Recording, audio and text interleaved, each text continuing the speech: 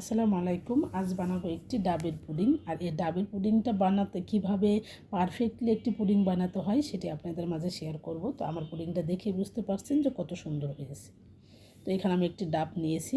ডাবে যাতে নারকেল থাকে এমন একটি ডাব নিতে হবে যেটা নারকেল বেশি শক্ত হয় না, একটু বেশি নরম হয় না। আমি ডাবওয়ালাকে বলছি যে আঙ্কেল আমাকে এমন একটি ডাব দেন যেটা পানি বেশি হয় এবং নারকেলটা একটু বেশি শক্তও না, বেশি নরম হয় না। তো সে সুন্দর একদম পারফেক্ট বেছে আমাকে একটি ডাব দিল। তবে দেওয়ার সময় উনি বলেই দিয়েছেন এখানে তোমার বড় বড় 2 গ্লাস ডাবের পানি হবে এবং নারকেলটাও তুমি খেয়ে মজা পাবে।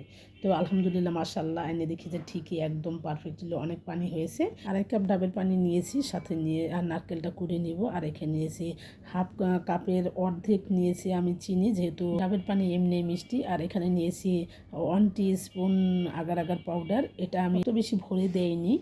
তো যাই হোক দেখতেই পাচ্ছেন যে কতটুকু ভরে দিয়েছিলাম। এখন শুধু একটি পানিতে বলক আসা পর্যন্ত ওয়েট করবো। আর এখানে আমি এই নারকেলগুলো একটু নকশি করে কেটে নিয়েছিলাম।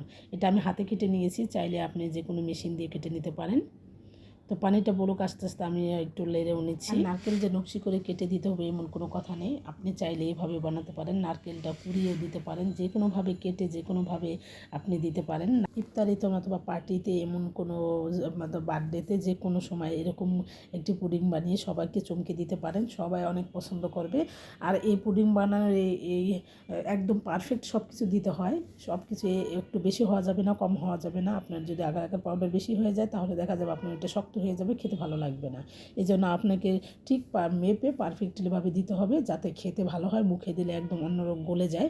তো যাই হোক আমি এখানে 1 মিনিটের মতো জাল করে বলক এনে নিয়েছি। তারপর আমি একটি মোল্টে, কেকের মোল্টে ঢেলে দিচ্ছি। চাইলে আপনি যে কোনো শেপে যে কোনো পাত্রে রাখতে পারেন।